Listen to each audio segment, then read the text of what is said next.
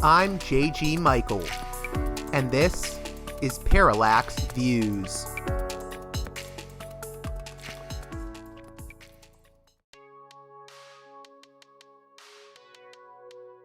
Hey there, Parallax Views listeners. Independent media matters, and your support makes it possible.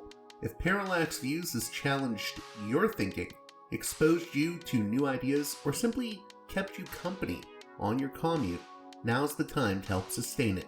Listen, share, and if you can, support the show on Patreon at patreon.com/parallaxviews. One more time, that's patreon.com/parallaxviews.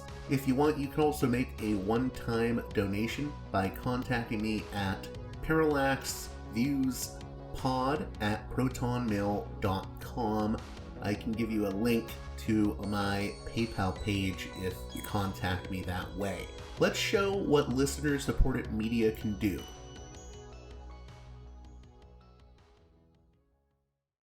Hey there, Parallax Views listeners. I was absent for a good portion of this week because I wanted listeners to be able to catch up with some of the previous editions of the show this month. I had a few listeners say they were doing catch-up, but I will be releasing a batch of episodes in the next few days, starting with this episode featuring returning guest Albert Lanier, a film analyst and the proprietor of The Final Cut Substack and blog.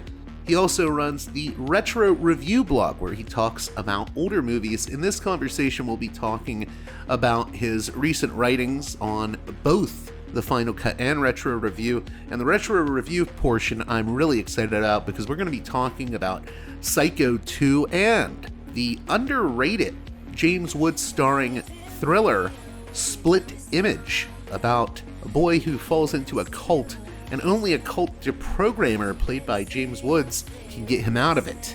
Like I said, you also hear us talk about Psycho 2, often overshadowed by the Hitchcock classic, but a great film in its own right. We'll also talk about Porky's and raunchy 80s sex comedies, and even touch on the sci-fi vampire cult classic from Tobe Hooper, director of the Texas Chainsaw Massacre, entitled Lifeforce. And if you haven't seen Lifeforce, it is a wild movie. We'll be discussing all those movies and much more on this cinephile edition of Parallax Views. With that being said, let's get right to it with Albert Lanier.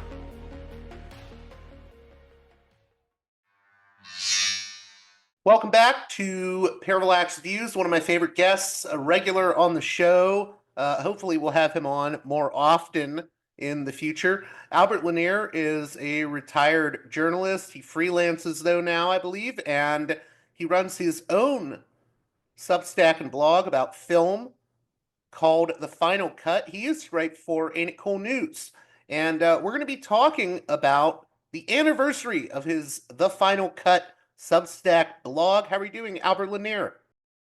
I'm fine, and how are you? I'm doing good. And let's talk about the first anniversary of The Final Cut. If people haven't heard our last conversations about film and your involvement as a film reviewer and film critic, or maybe, what do you consider yourself more of, a movie reviewer or a film critic? Well, I was a movie reviewer / film critic for about 8 years, from 2002 to 2010. I was, as you mentioned, a contributor to the film website Ain't It Cool News for about 8 years at that time. And nowadays, I stopped being a reviewer and critic in 2010. So I don't really, even though I do reviews, especially with this brand new newsletter that I have that's come out, I don't really consider myself a reviewer because I stopped reviewing in 2010. So what I technically say is that I'm a film analyst because I've been on different shows analyzing film. That's really interesting because, the thing I was trying to get at was, I do think there's a difference between a movie reviewer and a film critic. There's a difference between someone who reviews a movie to talk about, should you see this, and someone like maybe a Pauline Kiel who is talking about, well, what does this film mean? What's the broader context? And then there's also film analysts, which feels like something different than the other two. Right. It is different. The reason I call myself that is I find that when I was a film critic and reviewer, I was covering film festivals. That's the only way I got to review movies. So I was a part-time film reviewer because I was busy working, writing articles for magazines. I was a local and regional freelancer. So I was busy working. I never really, and it's kind of like Pauline Kael in one sense that in her early years, she had a lot of frustrations because she was working, I think, at a station in Berkeley or something, and wasn't paid to do reviews on that station. It was hard, making money by talking about movies, writing about movies was hard for her. She was a freelancer for a while before she became the New Yorker critic, writing for McCall's, writing for a lot of magazines. So I understand that. I get that. It was hard. It was almost impossible for me to be a full-time film reviewer. And so, strangely enough, the only time I've been able to write about film full-time has been now, the last year with Final Cut. It's the only time in my life I'm able to write full-time whenever I wanted about movies. I couldn't do that before. I had to work. I had to So write magazines. what sets the Final Cut apart from other film blogs or Substacks? What's the hook, if you will? Good point. Final Cut is a film newsletter on Substack that essentially, the way it is, it's like a film magazine. That's the way I essentially see it. It's different kinds of content. I think if you go to Substack and you get something and you look at somebody's Substack, and it really depends on the Substacks, they're usually very specific in terms of the range of not so much topics, but the range of content within the topic or subject that they discuss. And mine is a little bit diverse because the way Final Cut is structured is analytical film essays, personal film essays, which is my own personal experience with movies or involvement with movies, and then general film essays and articles where I look at just any broad aspect. I mean, I could call that miscellaneous, but I like the general term a lot better. And then there's sort of like a special item. Like I had a photo gallery for, early on, I had a photo gallery, I guess, when I was attending film festivals. So, but that's basically how it's constituted. And I used to, of course, have the retro review section, which was the review section, film review section. And that was for retro part movies. Yeah, films of the past. And I was very reluctant because I wasn't what was that? I wasn't a film reviewer anymore. I wasn't a critic. And I really did it when I created Final Cut in 2024. I didn't want to do reviews, actually. So when I created Retro Review for Final Cut, it was part of it initially. I didn't want to do reviews at all. I didn't want to review movies. Whether they were old movies, new movies, I didn't want to do reviews at all. I thought, I've done that already. I'm finished, done. That's done. I'm moving on. And Final Cut was created to do the kinds of essays and articles that I wouldn't have gotten to do as a film reviewer and a critic. Because as a film reviewer, I only got to do reviews. I got to do interviews with filmmakers, and I got to do roundups and coverage. That was it. So I want to do the kinds of pieces that I didn't do as a reviewer, because I'm always looking for something fresh and new in my older years. I'm looking for stuff I haven't done before. That's the way I look at it. And so I did not want to do reviews. But I came up with the concept for Retro Review, and that it's not simply about reviewing movies from the past, but advocating for them, saying this is a film that needs to be not only seen again, because usually some of these films are seen on streaming, but it needs to be appreciated by a wider audience or have an audience, really. And so that's why I created Retro Review. So again, very reluctant, but Retro Review took off.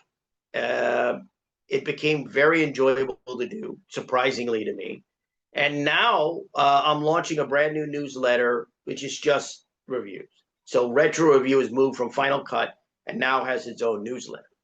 And so that's what recently has changed. But Final Cut, the newsletter itself, has been a newsletter that's about different kinds of film-oriented content or film content. And that's the whole point of Final Cut, various types of content. So it's different, I guess. I've never read another film newsletter on Substack, so I really don't have anything to compare it to. I really don't know. So what have you learned from the last year of doing Final Cut? What's the biggest takeaway? And then we can get into some of the movies you've talked about. I think the takeaway from me has been how much work doing this newsletter has been, because I have to go and find photos. I include photos, and I write the reviews, or I used to write the reviews on Final Cut, but I write the essays and write the pieces. I think for me, it's funny to say this, but it's kind of it feels very machine-like for me. Like, I don't have any feelings about it. I don't have any emotions about it. I don't have anything about it, because when the anniversary came up, I was already writing a couple pieces, and I realized, oh, it's my anniversary. So I wrote my anniversary piece called Same Film, Same Year, Next Film. And then moved on to my next piece, and because I finished up a couple pieces recently on Final Cut. And I think it's really been about the work. It's really been about getting the pieces done, because I was distracted by my podcast. So I wasn't able to, not distracted, I was completely unable to work on a lot of Final Cut last year. So I only did X amount of pieces. I was able to string a few together, but I'm more productive this year. But I wasn't as productive last year because of the podcast. But I think what I've learned is really, what I've realized is it's the work. It's the effort. It's the productivity. It's just putting it out there. And I don't know what the audience thinks. I don't have a huge audience. But for me, it's really, the one thing I will say is that it's really about, I'm really fundamentally, I shouldn't say this, but it's true, I'm really writing for myself, which I never done in my career. I never wrote for myself. So I'm really just kind of writing stuff that I enjoy and I like and I think works for me. And I'm putting it out there, and it works for other people, great, but I'm not really writing for an audience. I'm just writing what pleases me. And if an audience shows up, they show up. If an audience doesn't, they don't. So that's the difference. Because I don't come from the internet world of writing for an audience or being involved with an audience or having to build up an audience. I don't know anything. Which is sort of a plus for you, because it means you don't have to get caught up in the game of like, oh, I have to cover this movie because the algorithm will, boost me, or, like... Right. I have no consideration of an algorithm. None at all.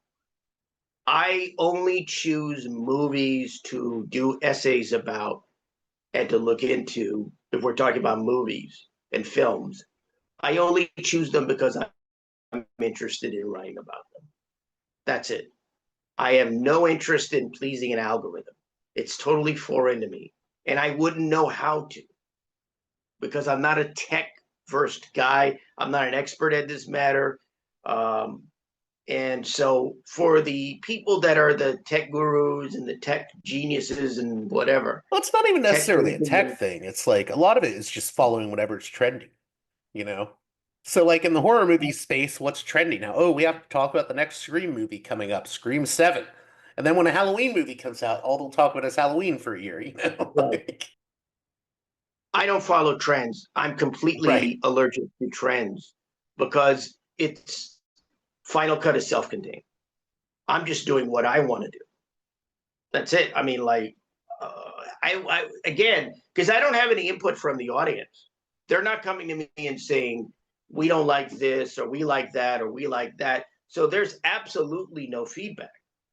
There's none at all. So I'm just doing what I want, completely doing what I want.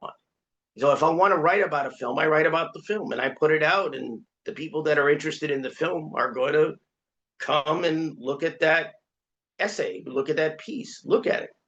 That's the way I operate. You know, again, since I don't come from an internet background, I mean, I wrote for Ain't It Cool News, but especially with Ain't It Cool News, back then, I started in 1994 as a print journalist, so I had no idea what an audience wanted or was interested in or thought. I had no clue, because writing for the newspapers I did and writing for magazines that I did, I never heard anything. Some editor might say, well, we got some letters about this, or some people responded to that. Really? I don't know. It's different in this day and age where everybody is on X, everybody's on Facebook, everyone is on Blue Sky, everyone is on Instagram, that you have multiple audiences, that you have point counterpoint, reaction counter reaction.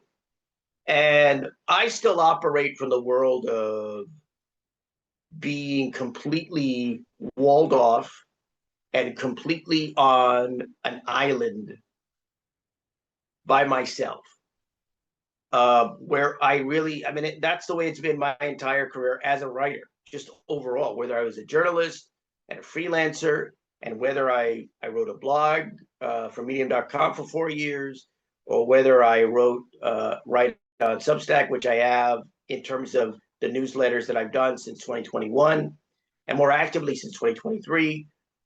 I've always been completely separate and completely isolated from public opinion, from feedback, from people's point of view. That's the way it's been. So I got to ask you, can we get into some specific movies? Because I had a mile-wide grin on my face when I saw that you had a retro review of Psycho 2, and I like nerded out, I'll be honest. Because, Great. Psycho 2, no, this movie, Psycho 2, that came out in the 80s, like 20 years after the original Alfred Hitchcock Psycho, people overlook it. And they say, well, no, Psycho is the ultimate classic. The sequels don't count for anything. But Psycho 2 is just a wham bam, thank you, man. Great movie that turns everything on its head. Right. And it seems like you got that out of it too, where so many people just like, well, look at a film Psycho 2. Ah, no, that can't touch anything like Hitchcock. And it doesn't try. It doesn't try to be the Hitchcock movie. Yeah. It's something entirely different. And yet no one talks about it. That's why I did it for the retro review section at the time on Final Cut this year. I just moved retro review to its own newsletter. And people can find that by going to thumbsdown.substack.com. I'll repeat that later on. But yeah, I did Psycho 2 on Final Cut when retro review was there at the time. I did Psycho 2 as a review for retro review because it was fundamentally forgotten. It's not unknown. So technically, I mean, you go on YouTube, you'll find all kinds of videos about Psycho 2. It's got a cult following, yeah. Yeah. And the film was successful when it came out. So it made money. I mean, you got to keep in mind, here's what you have to understand about Psycho 2 for those people who aren't familiar with it. It went up against Return of the Jedi, didn't it? Yeah. It came out in 1983 when you had movies like Return of the Jedi. And I remember that because I was a kid back then. Return of the Jedi was a phenomenon. It was a happening. It was a cultural event. And that was a juggernaut at the box office. And Psycho 2 did well the week it was released against Return of the Jedi. It did well. It made money. That movie made money because Psycho 2 is actually supposed to be a cable TV movie. supposed to be a cable TV movie. That's how it started out. And what happened was when they announced that Anthony Perkins was going to come back as Norman Bates, the press supposedly lost their heads. I mean, it got huge press reaction, huge media reaction. And I think Universal was convinced you got to release this as a theatrical feature. Don't waste this as a cable movie. And it was the right call. Very small budget. I think slightly over $5 million. It was either, I think, Todd Holland who wrote the script, and Todd Holland's gone on to do Child's Play and Fright Night. Fright Night, 2 good movies. I mean, Child's Play is almost a perfect idea for a horror movie. Perfect. It's one of those perfect ideas for a horror movie. And Fright Night's a personal favorite for me. I haven't seen it in a long time, but it's a personal favorite in terms of its idea. I love the idea. But Holland was saying that in an interview that the budget was around 4.9, I guess. So it's hovering around 5. And I think with the overages, it went over 5. So I look at it as 5 million. And it made, I think, over 30 million. So it made back its production budget and probably the P&A, prints and advertising. Yeah. By the way, it had a very good director too, in the form of Richard Franklin, who people don't remember Franklin these days, but he made a really great 1981 Australian thriller with Stacy Keach and Jamie Lee Curtis called Road Games. And I've always told people that's the most Hitchcock movie not made by Hitchcock that you can ever imagine. I mean, he knew Hitchcock. I have not seen it in years. And Richard Franklin was a friend of Hitchcock's. So that's what people should also know. Hitchcock visited his class at USC. I think Franklin had been a student there. So he visited class of his, and I think he went also to go on the set of a couple of Hitchcock's films. I think Topaz was one that he was there on. And so Richard Franklin is a good, solid director. Because I had seen Road Games years ago. He did a film called Patrick. Very good movie. Very talented director, very good director. And he does a superb job on Psycho 2. Again, part of the reason that movie works so well is you had people like Hilton Green, who had been the AD on Psycho 2. Psycho, the original. He got involved. He was producer. I think that was important. You had to have somebody from the old regime of Hitchcock involved in this movie. And I always liked Psycho 2. Always liked it. It's a rare. For me, what stood out for me about Psycho 2, for people that don't know, it takes place, decades after the original. Norman Bates is being released at the beginning of the movie. He has been rehabilitated. Then the killings start happening again. But is it really Norman Bates? Is it really Norman possessed by his mom again, losing his mind? Or is it someone else? And it completely turns the whole movie on its head, and you're rooting for Norman Bates in this movie. Precisely right. In the review, what I noticed that Norman Bates is that rare kind of person in a movie, certainly rare in a horror movie. He's a sympathetic antagonist. So he's an individual. He's fundamentally a villain who is not seen as a villain. You cannot do. But we're talking about the original Psycho, though. I think in Psycho 2, he's the protagonist. Yeah. Well, he's the protagonist, but what I'm saying as a type, what he is fundamentally is, because you're correct, he is the protagonist in that movie. The movie's about him. But he's fundamentally a sympathetic antagonist. And that's intriguing because your sympathies, even at the end of Psycho 2, which I can't still give away, even though it's many years after it's come out. No, I don't want you to give it away. If people haven't seen Psycho 2, they need to see it. But that's one of the reasons why I like the film so much. It's a well-crafted, well-done film. What it does is what a sequel should do. It creates a new story from an older character in the film and makes that story compelling. The fact that Norman Bates is the victim, that he's harassed, that there's an effort to drive him insane, to force him to become his old self. It's a classic gaslighting movie. Yeah, that's one. That's a good way of putting it. But what it also is it's a movie about Norman as a person, which we didn't get as much in Psycho because Norman fulfilled a role in Psycho. He fulfilled he had a place in Psycho. And in Psycho 2, he is the center of activity. And Todd Holland did just a nice job on the script for this movie. It's a nicely written. It's one of the more effective slasher films that I've seen, primarily because there are not a lot of slayings in this movie. And some of them are really, I mean, even some slasher movies don't have the kind of, I'm thinking of one in particular. I haven't seen too many slasher movies that go that far. But it's technically, you could argue that Psycho 2 is a slasher movie. But what it is a three-dimensional drama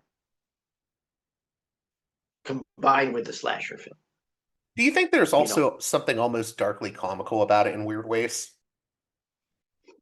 I would say that the comic thing is more apparent in something like Psycho 3.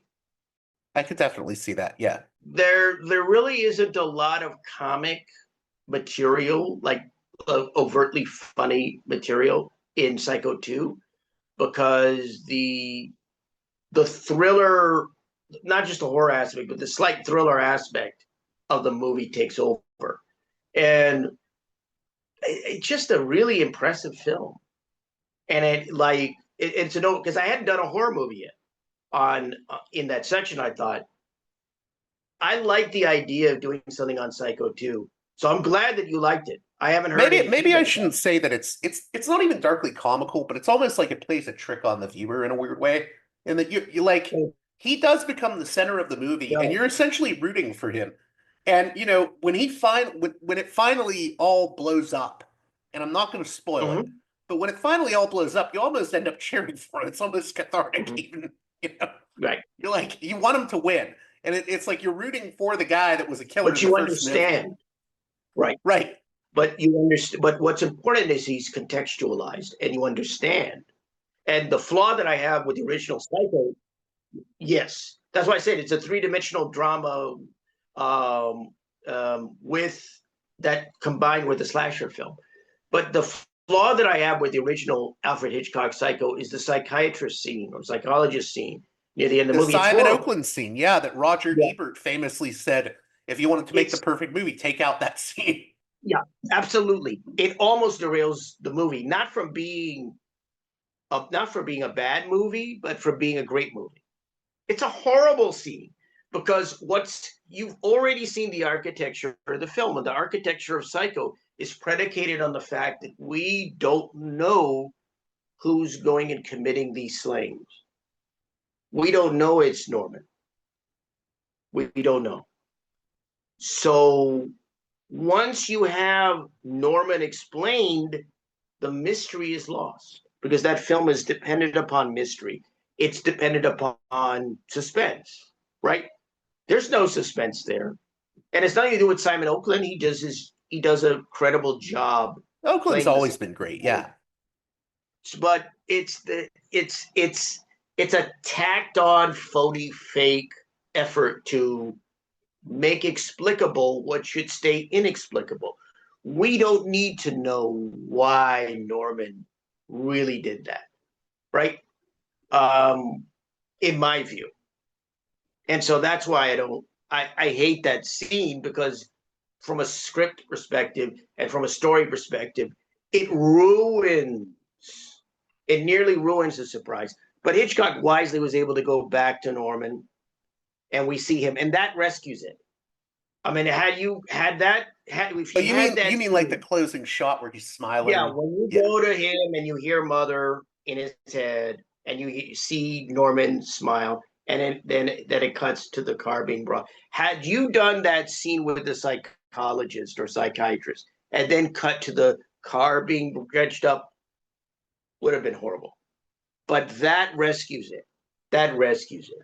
I don't know if I think Paramount had released Psycho at the time, and that the rights reverted to Universal eventually. But I don't know if they were under studio pressure to have a scene like that. I'm not quite sure. I know a degree about the making of Psycho, but I'm not quite sure about that scene. But yeah, in Psycho 2, you don't have that. You don't have a kind of scene that nearly ruins the movie. So by the ending of that movie, you have an understanding. It's like the cycle. It's like going from a caterpillar to It's a a movie that butterfly. comes full circle. Yeah. Yeah. It's a wonderful movie. So I was very happy to do a review on it. Very happy to do a review, and I'm glad you liked the fact that I reviewed the movie. So again, that pleases. Very happy with that. There's a few others if you have the time. I saw you did Yeah. a review of I know it's kind of viewed as sleazy today, but I saw you did a review of Lifeforce, the great Yeah. Tobe Hooper Cannon movie. And I know you're not a big fan Yeah. of Cannon, but you gave that a big review, a nice review. Yeah. I was thinking about horror movies because when I'm on X, I usually talk to horror movie. I also talk to the typical film Twitter, but also horror movie. So I have a good time talking to horror movie buffs and horror movie fans. And at that point, with retro review section at the time on Final Cut, I thought I need to do a horror movie, but I didn't really want to do some lesser known slasher movie or something that was so vague. I wanted something that was forgotten but still substantial. And Life Force to me was a good, solid sci-fi movie. It's sad because people just remember it as well, they remember Matilda May, which rightfully so. She was gorgeous. But it's actually a fun Yeah, movie beyond all that's of that. unfortunate about the movie. It's unfortunate because what I noted in the review is it's interesting. Her character, she's called Space Girl in it, which I thought was horrible. Title sounds like an extra, but she's an essential character in the movie. And what's important about her character is, or about that character and the way they presented it is, it's basically a theme that I've seen in female vampire movies, which is, and also movies where women are powerful, which is the shift in power. It's women who are the destructive force, women who are For super people that don't know, powerful. I was going to say, so Life Force from 1985, adapted by Dan O'Bannon and Don Jacoby from a Colin Wilson novel, The Space Vampires. Right. It's directed by Tobe Hooper, stars Steve Railsback, Matilda May, and it's essentially this team goes into space and they end up bringing back this strange woman who is a space vampire, but she's like the embodiment of male desire, or what Right. men desire physically from women, and she does become that destructive force. And it sort of becomes Right. like it's been a while since I've seen the film, but it almost becomes like not a zombie apocalypse movie, but it starts turning into like a very apocalyptic movie by the third act. It's a wild trip. That's what I'm saying. It's actually it's an effective movie. It is compared to, I think, a Quatermass in the Pit, one of those Quatermass films. And I could see that near the end, the look of it, because I like Quatermass in the Pit. But it's a movie that was made on a bigger, Canon Films is usually a cheapo, low budget outfit. And they spent over $20 million, like $25 million on this film. And it was a good choice. I mean, it's a movie that does look good. There are very good special effects here, or effective special effects here. And so you had, I think, a good solid cast here. Patrick Stewart has a small role in this movie. You have Frank Finley as Dr. Fallada. You have Colin Firth, who's in this movie. Not Colin Firth, Peter Firth, who's in this movie. Steve Railsback is a good choice because he has he has this sort of rugged, very tough look, but he can really sell the fear and anxiety because he's basically seduced by this vampire. This vampire's chosen him, right? And he's someone who has basically come under the spell. And so he's a nice choice there for one of the leads of this film because he is completely plausible in that aspect. You believe he's terrified, but you also believe this is kind of a man of action. He's an astronaut, he's an officer. So there are nice choices here. Matilda May was a dancer, I believe. She was like a ballerina, I believe. And she was not interested in being an actress. What I heard is, I guess her agent wanted her to be an actress and had her audition for this because it was supposed to be a blonde. The space girl part was supposed to be a blonde. But the point that I make about Matilda May in the film is it's the duality of fatal beauty. And one of the themes that I think are in female vampire movies, of course, is sort of when the female becomes powerful, where women become powerful, and they kind of upturn the perceived notions of power. And so what's interesting about Lifeforce from her character is in most other movies, or female vampire movies, or most other where women have the power, they're clothed. It's sort of weird to say this, but they're clothed. The fact that she's nude in most of the movie is kind of blunt assessment, because what's interesting about Lifeforce is they're not overwhelmed by her beauty purely. They're overwhelmed by her power. The fact that she's nude has absolutely isn't the problem, other than we got to get this out. So that's the issue. So yeah, I always thought it was. Go on. I'm sorry. Go ahead. I always thought that the choice of having her be nude throughout the movie was actually pretty artistically interesting, because I mean she doesn't exist. She exists outside of the societal norms. She's alien to all those norms. That's why for me it worked. I mean, she's nice to look at, but I actually think it worked for the movie and the sort of themes of the movie. She's unchained from any type of human etiquette. Right. And notice that other than with Steve Railsback, there's no erotic aspect or sensual or sexual aspect. That's about it. Maybe with Steve Railsback or Steve Railsback's character, Hanson, I think it was, there is that component. But with everyone else she comes into contact there isn't. I mean, she kisses the one guard, but that was it. It's all energy. Carlson, that's it. You were saying it's all what?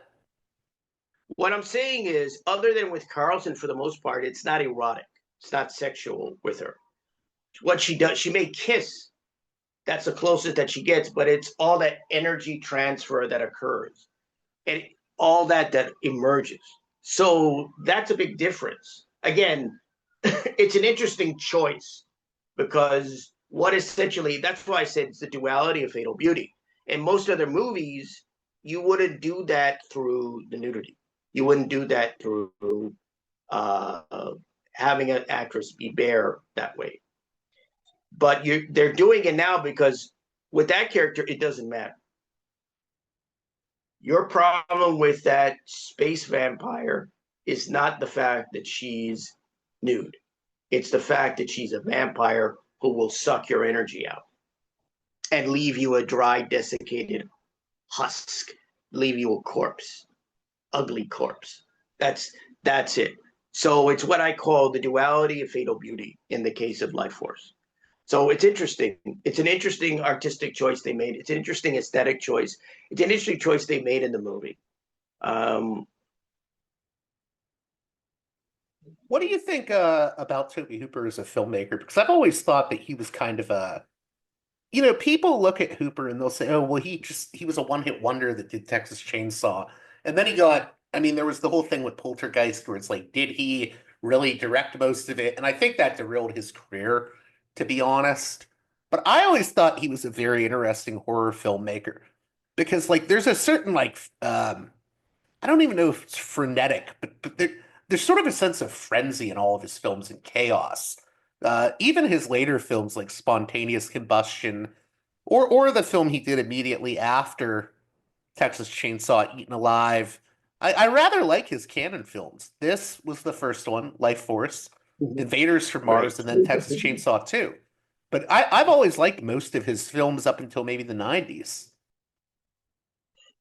Tobe Hooper is kind of, aside from Texas Chainsaw Massacre, to me, is an overlooked director. He did the pilot for a show I really love called Nowhere Man, which I thought was a great show. And he also did the Funhouse in the early 80s, which is I think is another overlooked movie. And One of the better slasher movies. Sorry. Yes. I may be doing, and I'm thinking down the line, I may do something. I want to do a review on the Funhouse. It's sometime. I don't know when I'll get around to it, but I want to do a review of the Funhouse because I think it's a movie that really needs to be championed and really needs to be pushed back out there, really needs to be promoted. It may have some cult adherence to it, but I think that's a movie that I'm interested. And that was what Retro Review was created for, as that section on Final Cut. And now in its own newsletter, it was really created to champion movies and champion movies from the past. Talking Because about there are movies movies from that the really past, need to be. I hate to say it, what's I that? hate to say it, but I think there are movies that really need to be. I hate to say it, but I think there are movies that really need to be rescued. I think there are movies No, that I think that's really, true. really need that, and I'm happier doing that. If somebody wants to hire me to go and review new movies, I could do that. Pay me well, I'll do that. But I like, the thing about Retro Review, since I started it as the section on Final Cut, the newsletter, and now with its own newsletter, I've been just so satisfied because I'm so happy talking about some of these movies, which I love. Some of these movies I love, and some of them I've come to enjoy and like that I've just seen. So I'm just so happy. I mean, it's been surprisingly rewarding and gratifying to do Retro Review and do that part. It's There's been two very more I happy. have to mention, if you don't Okay, mind. go ahead. No, Okay, no. so I I'm happy have to talk not to you. seen either of these two movies, but the first one I wanted to talk about, and I more wanted to talk about where it lands in the genre that it belongs to. And you gave it a very low star rating, was Porky's Revenge.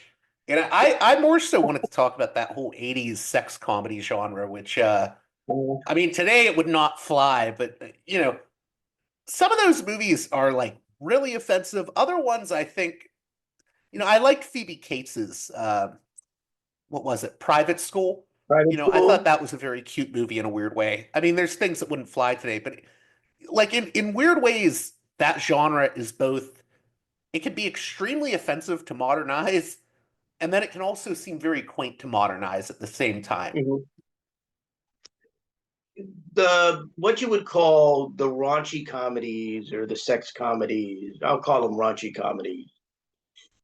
They were really a byproduct of the lessening of restrictions, the end of the production code, not at first, but the end of the production code in the 60s, and the growth of the creation of the MPAA, and the ability to rate movies. And what happened is that you had a audience, because movies were more liberalized in the 70s. What you had was an ability to really kind of go for the jugular. And these raunchy comedies were like a lot of other comedy, not like a lot of other comedies, but there were like a lot of other films in that you had, basically they centered around lust and they centered around horniness. Uh, I mean, I could find other adjectives and other terms, but the male libido primarily. They were guy centric or male centric films. And the original Porky's was a good movie. It's directed by Bob Clark. That was a good movie. Good movie. Porky's Revenge is a piece of crap. It's a horrible movie.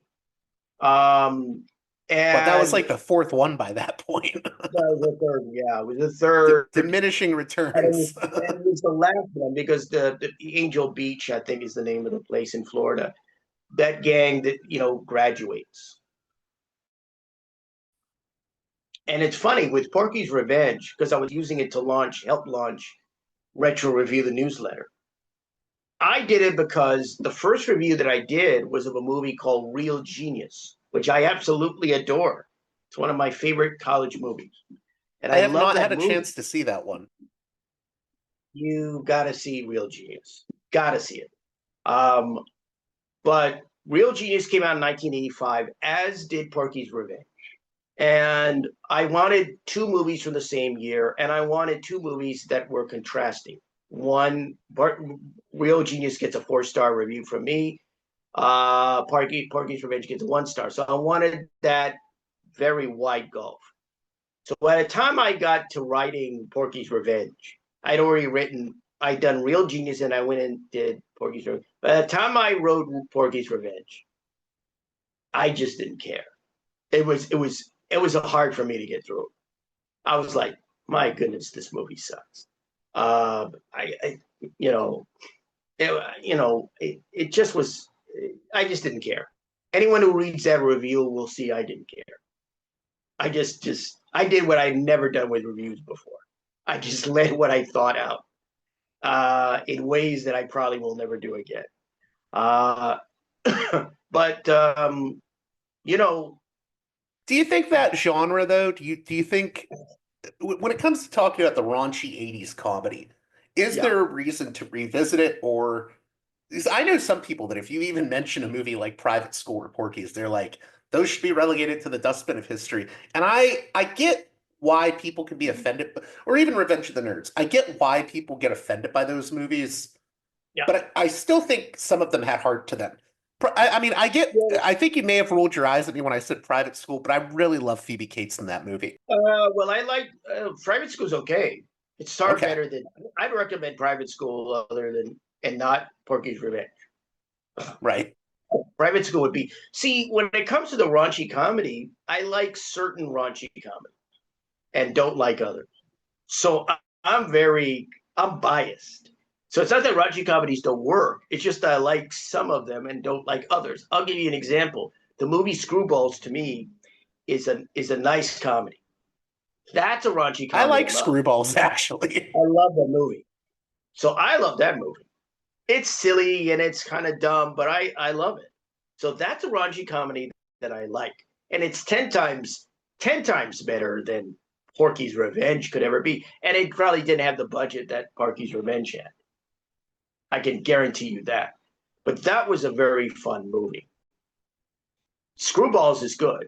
There are others. I mean, there's one that I'm going to review. I shouldn't give this away, but I'm going to review for Retro Review. And that's Bachelor Party with Tom Hanks. That movie's good. That's technically a raunchy comedy. That movie is really raunchy. That is a definition of a raunchy comedy. I mean, I always have a disconnect when people say they're offended by these movies because to me, they're too zany for me to be offended by them. They're too silly. People are offended by a lot of things. And so it doesn't offend me that they're offended. There are some of these raunchy comedies I'm offended by. Porky's Revenge, I'm offended by the stupidity and idiocy of it.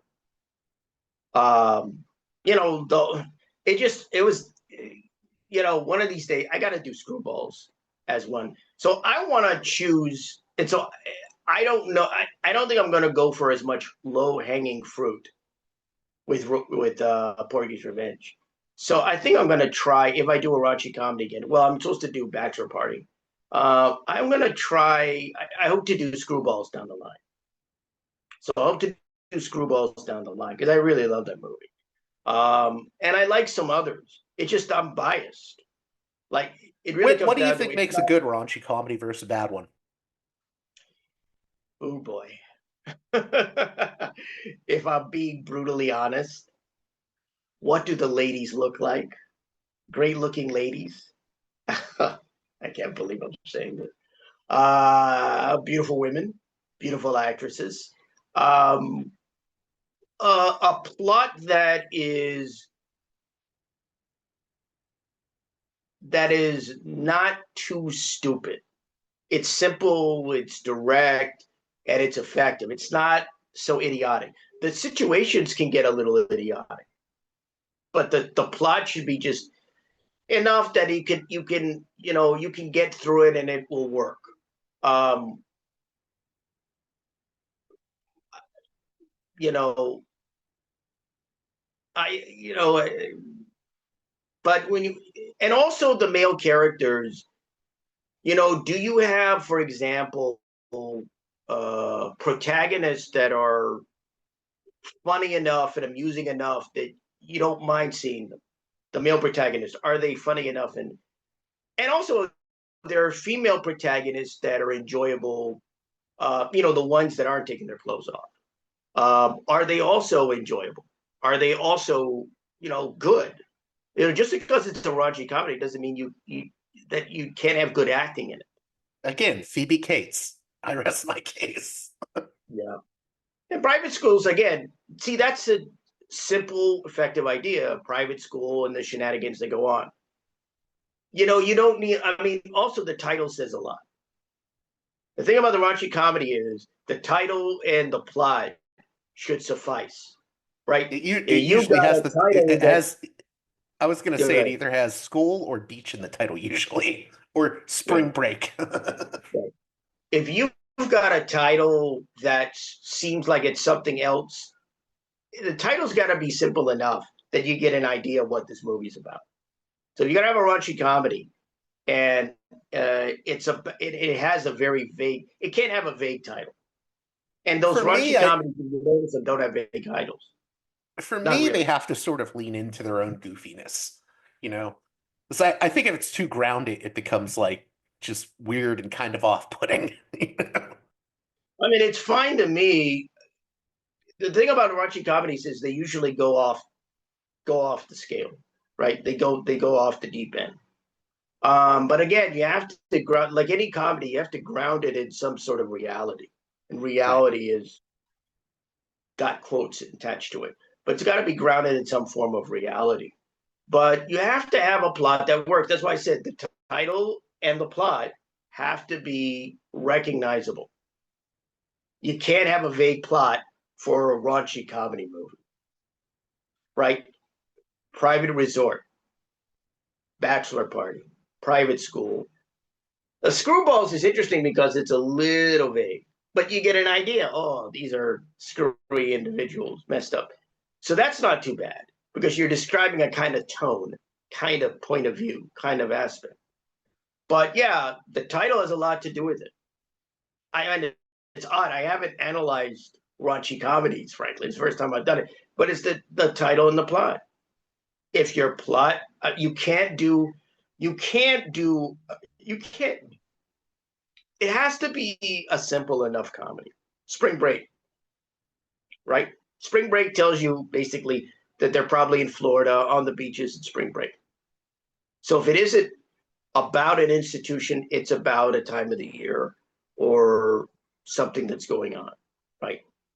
Um, Hard or Bodies where is another one they're that comes going. up a Up lot the for creek, me. for example. Go ahead. Sorry, I didn't hear that. Up the creek, for example, right? Again, they're, you know, that's again, title very important with a raunchy comedy, and the plot's important. Important insofar as it's got to be simple enough and effective enough, right? You can't Well, have no, a that's what I complicated. was gonna say. Is the one that comes to mind immediately for me is the Corman produced one from '84. It's called Hard Bodies. Oh, I was thinking of Hard Bodies, the That's movie. another one that gives you the idea of what it's gonna be just with the Right, title. Hard Bodies. I used to use that expression all the time. Now it's way out of favor, but I used to use that expression all the time because I thought it was a good expression. But Hard Bodies, yeah, simple title. Again, but that's more a description. That's more a description of the kinds of people that you assume will be in the movie, meaning women. You assume that those kind of women will be in the movie. So it's interesting. I never analyzed raunchy comedies quite that way in terms of a type or genre or whatever. But I went, yeah, that's Do you think that, I basically mean, that's going what back it to the is. original question, and like, do you think they are worth revisiting, or do they have any cultural place, or they just like one step above smut? Um, I think there are a lot. Some of them are a lot more. I'd rather watch some of those movies than a lot of what you would. I certainly. I'm not in. I don't know about smut, but I do know about. I'm aware of the raunchy comedies because I'm aware of a lot of other movies. So I would say some of them are you're better off watching. So closing out here, and this is another movie that I have to see, but I saw that just today you did a review for Split Image, the cult Yeah, movie, which I've only seen yeah, one part of that movie, and that's the scenes involving James Woods as like the sleaziest cult deprogrammer imaginable. yeah. Split Image. What happened was this. I was watching a show called One uh, show that was talking about Split Image, and I had seen the movie last year, I think, and and they were mentioning a movie called Ticket to Heaven, and I wound up seeing that, which is a fantastic movie. It's about cults as well. Fantastic movie. And so I decided, okay, I'm going to review Ticket to Heaven, but then I thought, oh, I should also review Split Image. So that's what I did recently. I reviewed both movies. And Split Image is, to me, though Ticket to Heaven is unforgettable, Split Image is really unforgettable. That movie is a real, I don't like to use the term roller coaster, but that movie is a roller coaster. That movie is in the review that I just wrote, I say that's a movie that's basically a coming of age story mixed with a horror movie. Because if you look at the James Woods part of that movie, where he's dealing with Michael O'Keefe, who's the young man who was in the cult, the college gymnast, who winds up getting caught up in this cult called Homeland. And if you look at those scenes, they're like something out of a horror movie. It's like something out of the Omen movies or something. I mean, that The James that, Woods that character is so weird too, because he's like burnt out, he's an alcoholic, he hates his life, but he's a culty programmer, but it's one of it's the a weirdest. Yeah. fantastic it's a fantastic character. No, yeah, That yeah. It's not character what is you would expect. fantastic. Yeah. Yeah, absolutely. I love that. He's not I've like some never seen well-off dude that everyone, yeah. I've seen maybe a couple movies, including The Ticket to Heaven. Um, I've seen, I think, a couple TV shows or whatever about cults, many years ago. I've never seen anybody play a cult deprogrammer like James Woods. And this What stood character, out for you about it with his performance? everything. I mean, where do I begin? His sort of oily, greasy, sleazy nature. His So you agree with he me on that. It is like a weirdly sleazy role, for a culty Oh program. yeah, it was Yeah. probably how much of that was written and how much Woods brought to it. I don't know, but I mean, the description that I would say is he's like a used car salesman, a combination of a used car salesman and a pimp. That's what he seems like in this movie. I've never. The thing about Woods here is not only his kind of brutal sarcasm, but also he plays a guy who is the complete antithesis of that family, the Stetson family, because this is well-off suburban family, and he's interesting because he charges $10,000 for his services, but he's also rather annoyed and irritated by their sort of crass materialism. It's fascinating. He's an interesting character. I mean, I think he like live doesn't he live in a trailer in the movie? yeah. He Yeah. says at a point, the Michael O'Keefe character, Danny, tells him, you're materialistic and you worship money and you all this. He said, I live in a trailer park and I haven't been laid in 5 years or whatever it is. And that line, again, he's the counterpoint to everything. He's like a hurricane that comes in. He's like a storm. He's a force of nature and not in a good way. The thing about that character, Charles Pratt, is that person realizes he's the only thing that these families with cult members have. He's offering a solution, right? There's some part in the movie where he says, when you get sick, you go to a professional, you go to a doctor, you go to a professional, because they know what they're doing. Well, I'm a professional. I know what I'm doing. You got to be really desperate to get your offspring or your family member to hire this guigh. You got to be. I love, the poster for it. The poster for it is amazing, where it's, the tagline, Homeland has kidnapped Danny's mind, and then the picture of James Woods. Only this man can steal it back for $10,000 cash.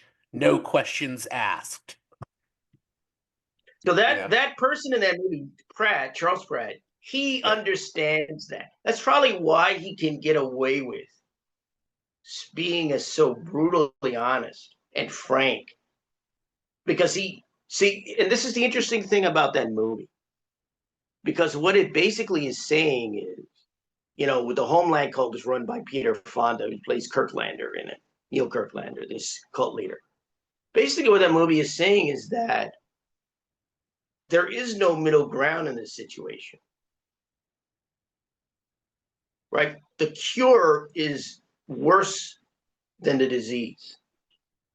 So if you look at both aspects, the cult itself, the Homeland cult, and then the deprogramming, the deprogramming is horrifying. When you look at all that, and it's presented in a horrifying way, it looks like a horror movie. It basically is a horror movie. And so the cure is just as bad, or is worse than the disease. So it's an interesting movie, and I think that's one of the cult movie though either, which is interesting. Yeah. No, but I think that's the reason why it didn't do well, is because it's a movie that saw that there was no real win. Getting involved in a cult is a loss. Being deprogrammed away from that cult is a loss. Because what happens is with these individuals, they lose that essence that they obtained when they were in the cult. Disturbing as it is, bad as it is, they lost that sense of them when they were there. Because that's what happens, it seems to me. I'm not an expert on cults. I don't really know anything about them. But you probably have some aspect of your personality replaced by it. And so when the people are pre-programmed or they're deprogrammed, they have to rip that new sense of yourself, that new part of yourself away from you. And that's difficult. It's psychologically difficult, mentally difficult, emotionally difficult, because you've learned to be dependent upon that. You really have. So, like I said, it's an interesting film because what it basically is saying is there's no real common, basically the only thing that's good is don't get involved with a cult, because then you have to be kidnapped and go through deprogramming. So both are just bad news. It's got a hell of a cast, by the way. I forgot that Brian Dennehy was in it. Yeah. He's in it. Peter Fonda's in it, and he's an interesting choice because he has this very calm, and he gets mad at one point, but he has this very, very calm, laid-back demeanor. And so he's an interesting choice for that cult leader. Some people have said, well, he's very laid back. He's very, more relaxed, smooth, and in a contrast. And I heard one or two people say, well, if you switched, it would be interesting. I don't think anybody would want to be in a cult if Charles Pratt was the leader of it. Karen Allen's in it too, right? Yeah, she is. She's Rebecca. I've always loved Karen Allen. And she's good in this movie. She's good in this movie. It's an interesting performance for her. She's good in this movie. Not that she isn't good in other movies, but it's a nice performance here. It's really good casting. It's really good casting. Michael O'Keefe is a good, solid lead here. And he never really became a star. He never really became kind of a leading man that he could have been. I don't know what happened in regards to his career, but he's good. I mean, you look at him in this movie, and he's, again, nice casting here. It's really nice casting. Like Brian Dennehy and Elizabeth Ashley, they're very good. I mean, it's a good cast, but this is James Woods' film. He just takes it over, and What do you think of an actor? Go on. No, go ahead. Were you going to say anything else or no? No, go ahead. I was just going to say, what do you think of like Peter Fonda as an actor? Because I've always thought he's an odd actor because he's like the leading man actor that's been in serious films, but he's also in all these like great drive-in fodder movies. One of my favorite 70s movies is actually Dirty Mary, Crazy Larry with him and Susan George. And it's like he would walk that line between like drive-in movie and like serious film in a way that I don't think a lot of actors did. Yeah, it's interesting you bring that up. I guess it really depends on what the career is. I think with actors, they get what's offered to them and they get what they can manage through auditions. And everybody's got to make a living. And I think in the case of Peter Fonda, I think that he's a more interesting actor. I don't think he ever got the great role that he should have. I mean, he's good here in Split Image, but I don't think he ever got the great role that he should have got. And I think you have to kind of write to his sensibilities and his manner and the way he does things. Closing out here, what do you have in the works for the future retro reviews and the future Final Cut pieces? Okay, so as I mentioned earlier, Retro Review is now a separate newsletter. So I just do reviews there. I launched Retro Review with just this past weekend with Real Genius Review, a review of 1985 Real Genius, and of course, Porky's Revenge. And I just did last night, Ticket to Heaven from 1981 and Split Image that we were talking about for 1982. And you did Airplane 2, the sequel. That's right. I did a mini review. So I had done that. So some of the movies that I've already done on Final Cut, I'll do mini reviews. So I'll do like a couple paragraphs and then a lot of pictures. And so coming up in the pipeline, the plans are, I'm trying to think. Well, the plans are to do Johnny Dangerously with Joe Piscopo and Michael Keaton and Mary Lou Henner. So that's in the pipeline. Bachelor Party with Tom Hanks and Tawny Kitaen. Let's see what's else. Oh, this is one that's going to be coming up. My Stepmother Was an Alien. The Dan Aykroyd movie. Yeah, and Kim Basinger. Yeah. I decided I was going to do a review on that. I'm kind of looking forward to that. I like that movie. It's a sort of very crazy movie. In the future, I haven't really Isn't John Lovitz in that one too? Yeah, John Lovitz is in it. Yeah. I'm trying to think. In the future, coming up, I have ideas for possible reviews. So I want to do the Funhouse, Tobe Hooper's movie. I'd like to do Screwballs at some point. Beyond that, I'm not quite sure. They sort of come because I already have films planned already. So I mentioned some of those that I had planned. But I'm not quite sure beyond the ones that I had planned yet. But always ideas, always stuff comes up. in that regard, so yeah, I've got some already in the pipeline. So I'm not quite sure when I'm getting to those because I just did 2 last night.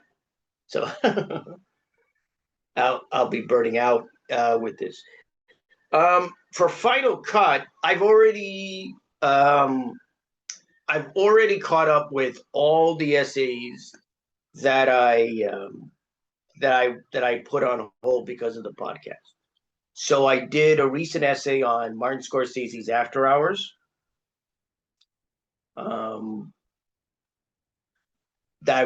Which I enjoyed writing, and I did one on The Usual Suspects. So those 2.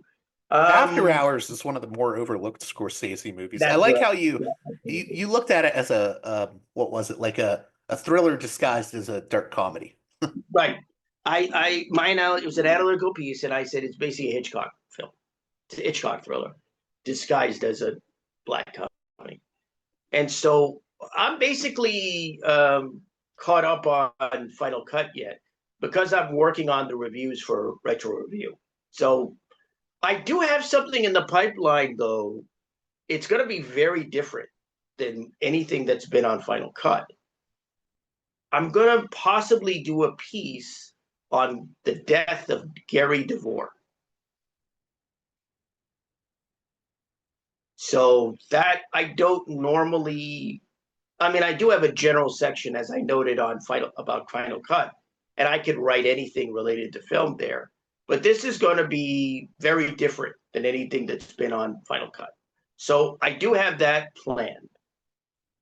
I'm not quite sure when that's going to come out, but I'm going to be doing an article on the case of Gary DeVore, who's a screenwriter who did movies like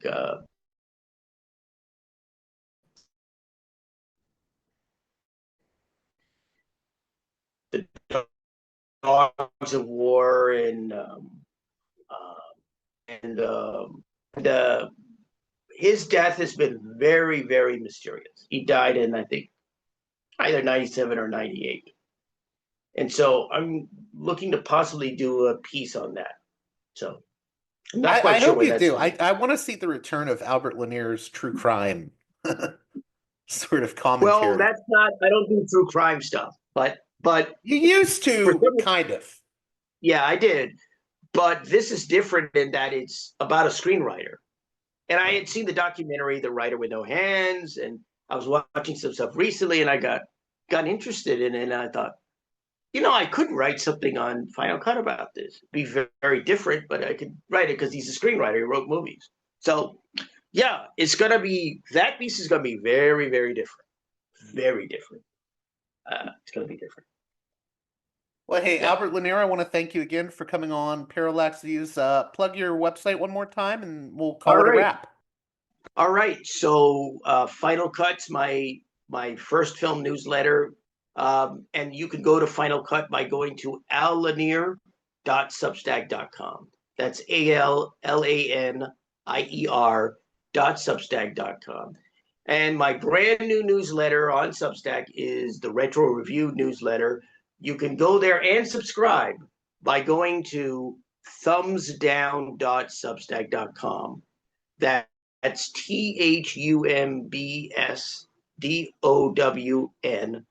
thumbsdown.substack.com.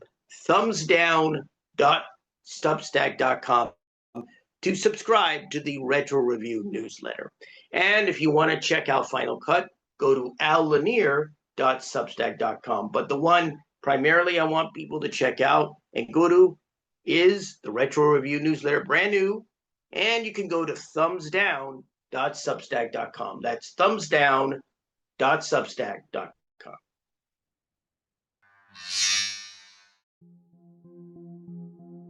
This edition of Parallax Views is brought to you by the $10 and above tier supporters of Parallax Views on Patreon. So, with that in mind, producers credit shoutouts to Galen, Matt, Gunnar, Mark, Simon, Alexander, Catherine, G, Tilo, Emilia, Jeremy, Jeff, WV, John, Bert, Brian, Elliot, Darko, Michael, Brace, James, Nick, Mark M, Mersham, Galen, Gareth, Arlen, Bo, Christopher, Michael, Gigadelic Media, Will, Chance, Chase, JC, Dan, Big Bob, David H, Y. Kellerman, Saded 13, Kathleen, David, Ava, Bob, The West Bank Robbery Podcast, Jamie, Enoch, Gary, Max, Ishtofer, James, Martin, Matthew Ho, Brian. Nobody, Thomas, and Dano. Well, that does it for this edition of Parallax Views. As always, please consider supporting me on Patreon at patreon.com/parallaxviews. One more time, that's patreon.com/parallaxviews. And with that being said, until next time, you've been listening to Parallax Views with Parallax Views to Parallax Views with Parallax Views. The way out is not simply to say, don't do it, just to prohibit. If nothing else, if we don't do it, others will be doing it like crazy. So, we have to confront the problem. But no, basically, I know of the great anxieties, problems, new forms of control, but it's also new forms of freedom. This is why I always emphasize that internet and all this new digital stuff, it's a very ambiguous phenomenon, but it's the field of struggle. New forms of enslavement, but at the same time, new incredible forms of freedom. We have to accept the fight with no nostalgia for old, allegedly more authentic communities or whatever. I'm not afraid. I'm not afraid. I'm not afraid. I'm not afraid.